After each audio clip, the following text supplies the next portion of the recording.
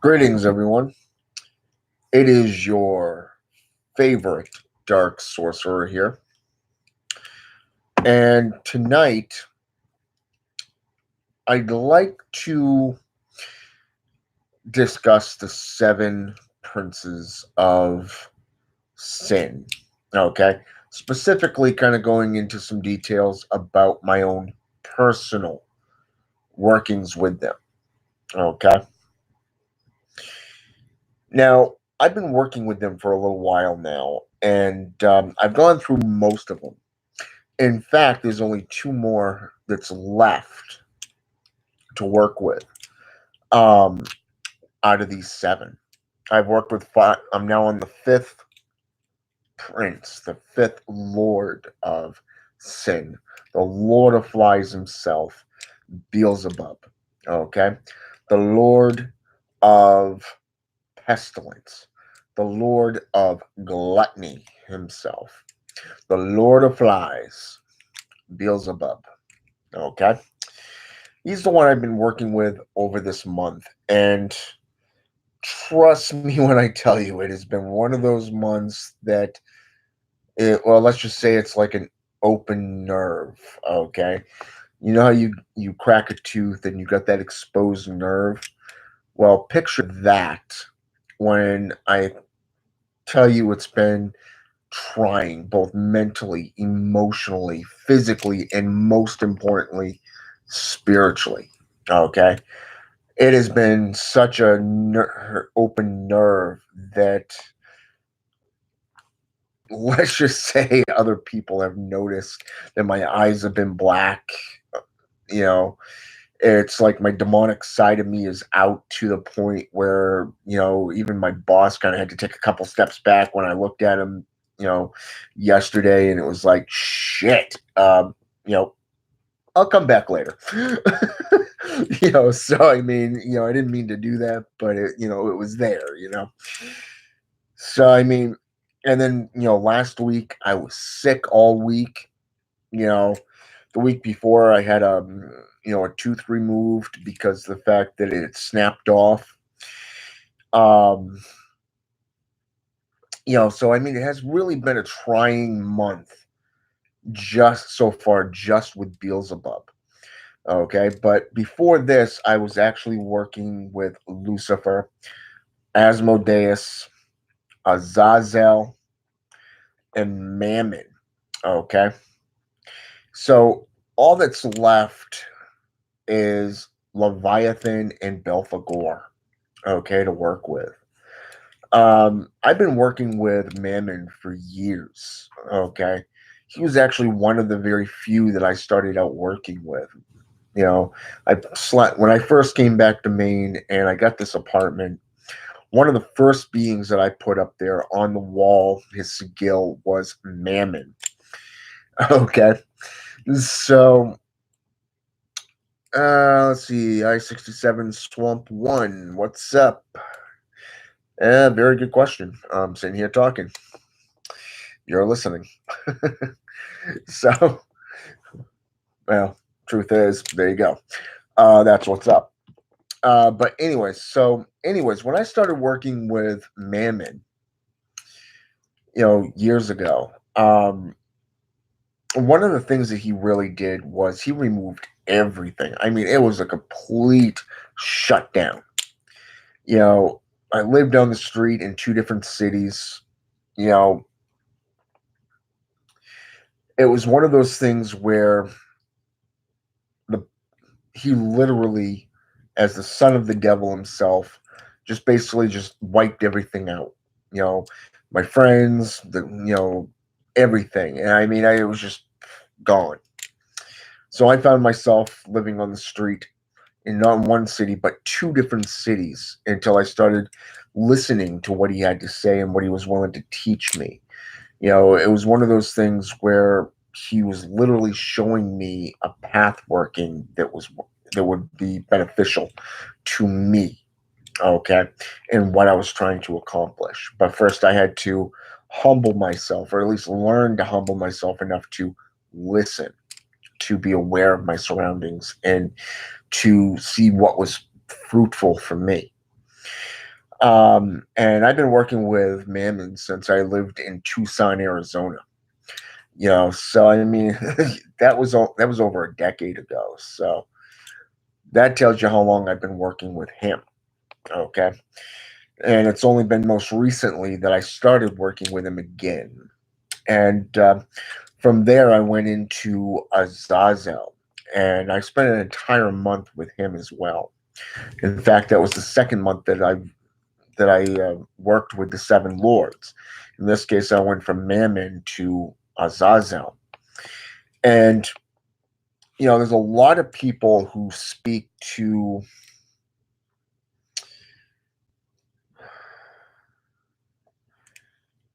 Mammon's sin was greed.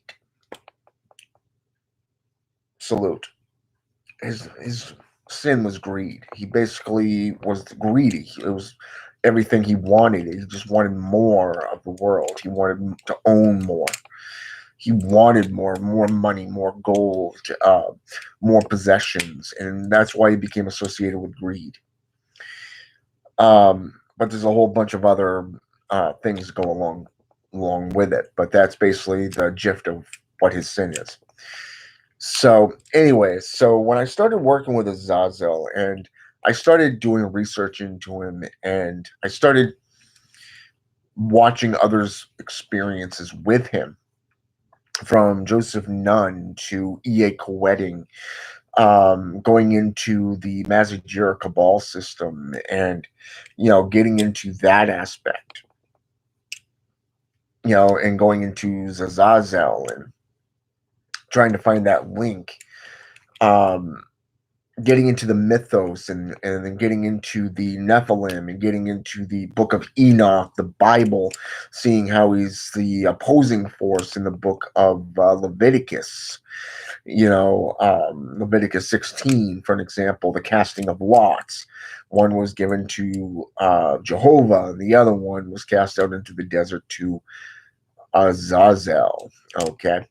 And I actually spoke in a past video on Azazel and how the goat, people were on a cliff at periodic, positions down it to see how far the goat went before it just fell down to the bottom with broken and carved up legs because of how steep and rocky, sharp,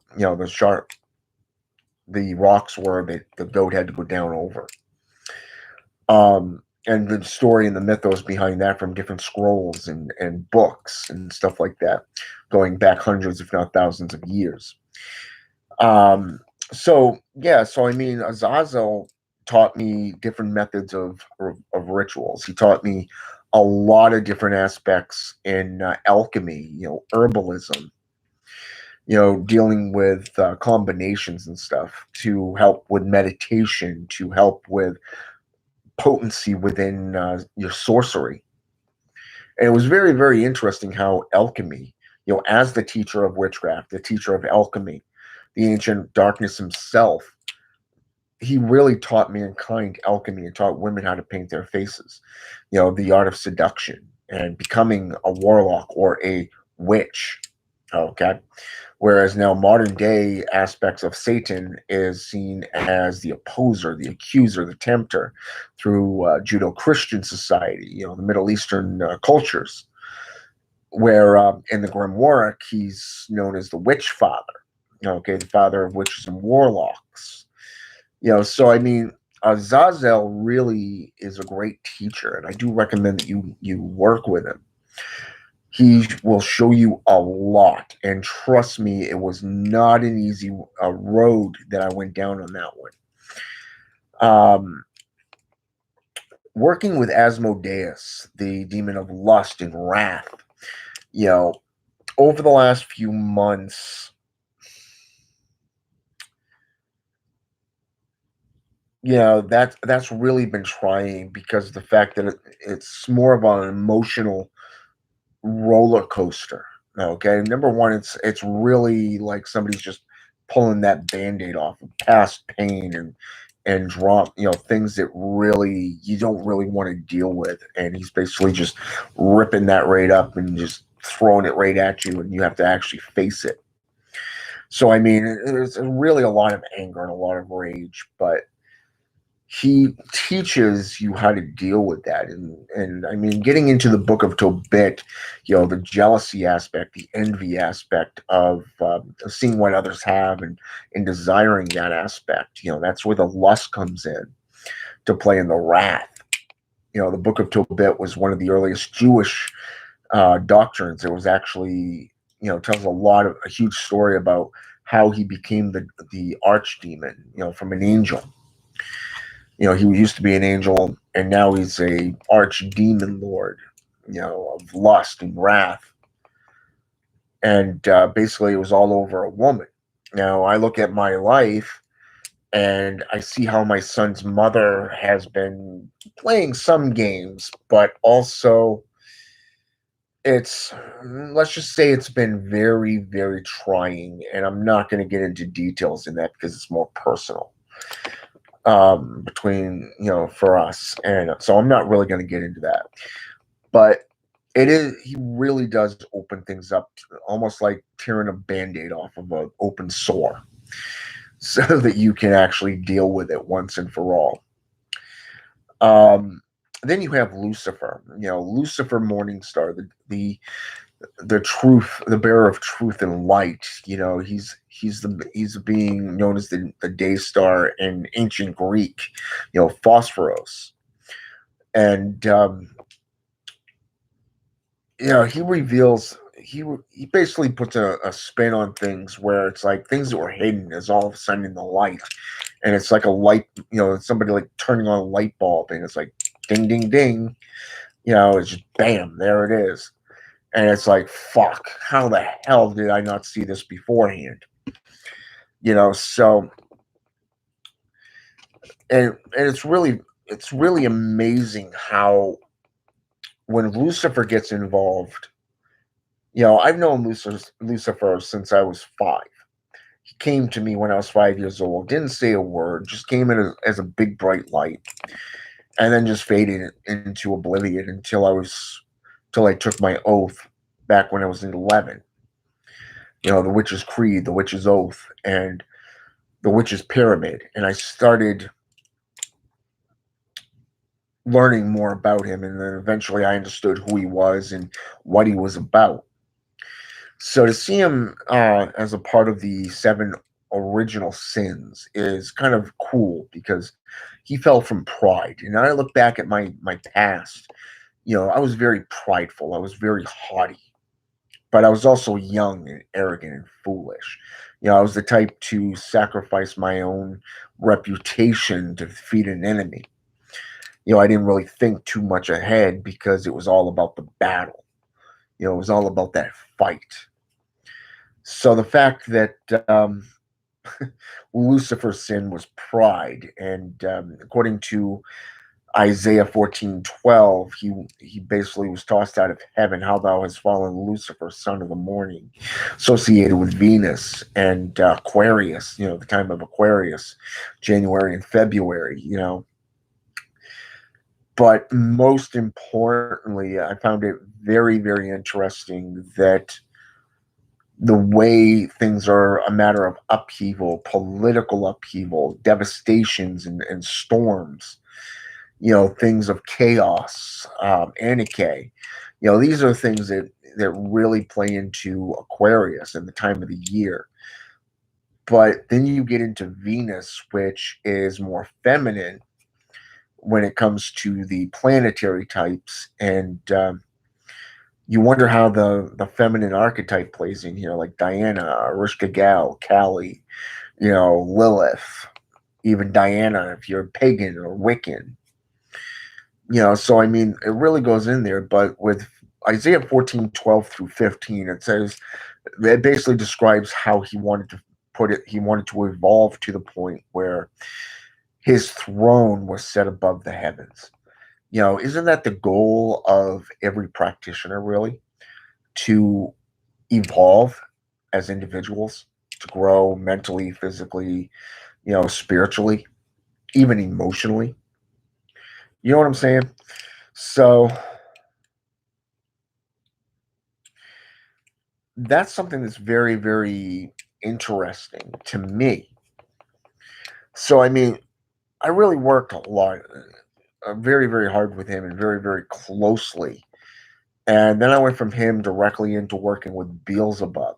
And not only the mythology and the historical accounts, the order himself and what he brings. So the fifth archetype here is Beelzebub, Lord of Flies.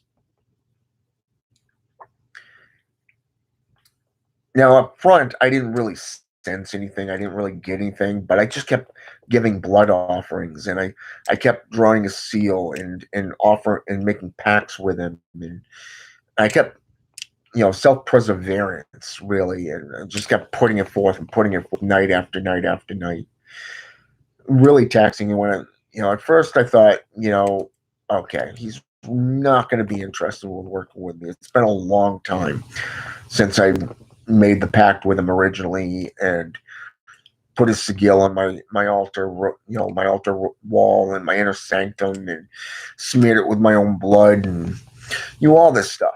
So it was really interesting because I did for the first week I felt nothing,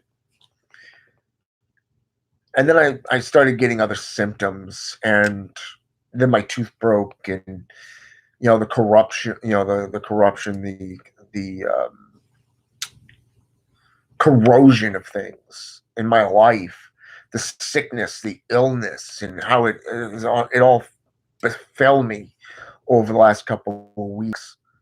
And it was like, damn, you know, I wanted to call out of work last week because I was not feeling good. My balance was off. My equilibrium was off. My eyes were playing tricks on me, and all this stuff.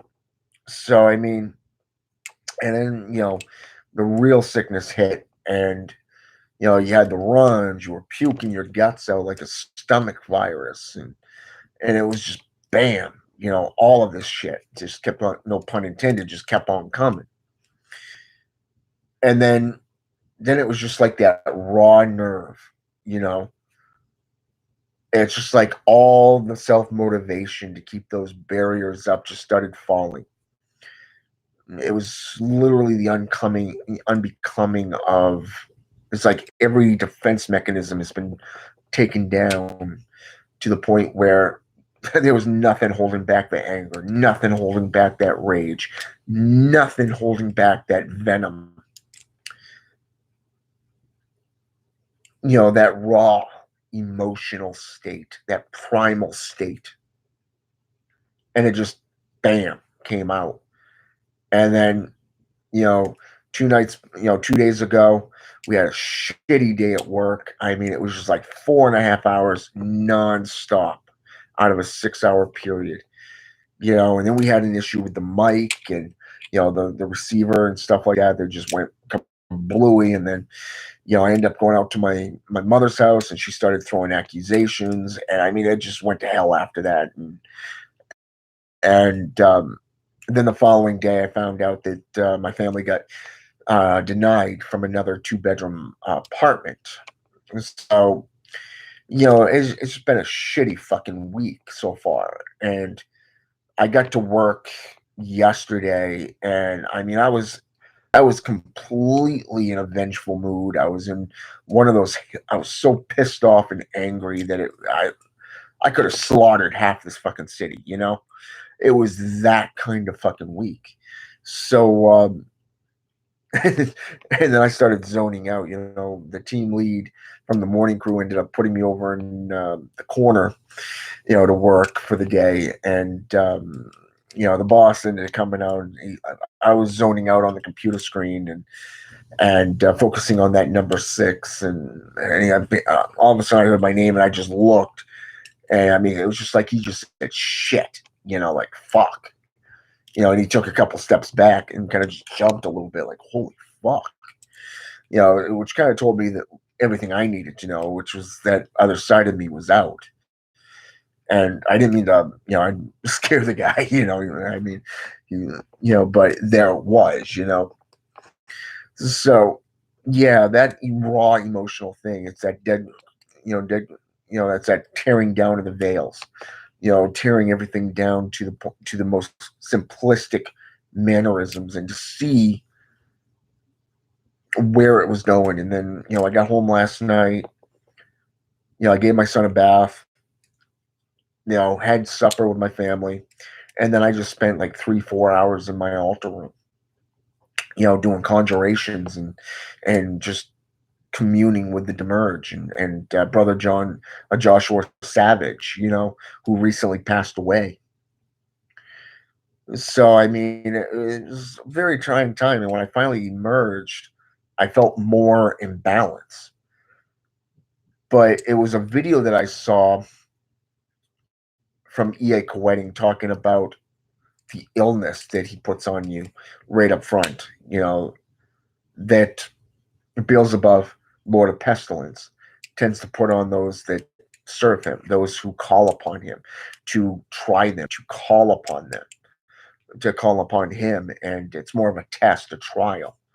So to see what has transpired so far, it's really, really been interesting. And then I went to work today, and it's just been one of those days that is, it's like your equilibrium's a little bit off, but yet you're completely in control, like something's been rebuilt. So it's like a new creation, like you've been reborn type of thing. And it's fascinating to see these, like literally overnight, this complete change in demeanor, complete calmness, complete openness, you know, to see how it unfolded. Spectacular. All right. Now, as I said, the next one, I haven't quite decided on who I'm going to call on next. I'm thinking Leviathan, the Lord of Envy. But I'm also thinking about the Lord of Sloth himself, the Lord of Laziness, Belphegor. Okay. Both of these beings are spectacular, but because I've also been working with the draconic path workings and having a black dragon appear through meditation, through visual meditation a couple weeks back, I'm leaning more towards Leviathan right now. So I'm thinking within the next week or two, I'm going to start putting together a sigil for him and start working with him. So I mean, I am literally working with. I'm literally considering working with Leviathan next. Maybe save the Lord of Sloth for last, because maybe it could be for a small vacation, like a week's vacation time. I'd like to see where these two take me and to experience what they have to offer. So, working with demonolatry, angelology, and spiritualism really has a great effect. And it really does have a great fruitfulness when you work with them. It's a great experience working with these beings one on one. Now, those of you who wish to do the same, I would recommend not less than 1 month per being. Complete dedication to each of these 7 lords of sin per month, just one per month. So it'll be a total of 7 months total for the entire path working of working with all 7. And trust me, it's like working with the 9 kings of the Goetia, the infernal gatekeepers themselves. Same exact thing. If you're working with the 7 Olympic spirits, if you're working with the 36 deacons of destruction, if you're working with the 7 crown princes of the air, if you're working with the 4 sub princes or cardinal directions, it is the exact same thing. Work with one at a time. You know, if you're more experienced and you're more comfortable with work, expanding your horizons and working with multiple beings at once, then that's up to you. Okay. I leave that completely in your hands. All right. Now, that's been my experience so far with working with the five of the seven uh, archdemons, these lords of sin. Okay. Some people refer to them, some books and materials refer to them as princes. I refer to them as lords because they really are lords of their particular sin. Okay. Now, some people would say that it's stupidity. Some others would make a joke of it. But you know what? Who cares what they think? It's what you get out of it that matters. It's what I get out of it that matters. Okay. It's not about them, it's about you as the individual. Okay. So, with that said, I'm going to end this video and and we'll keep you up to date on the next two that I work with. Okay. And kind of reveal what they've revealed to me down the road. So, with that said,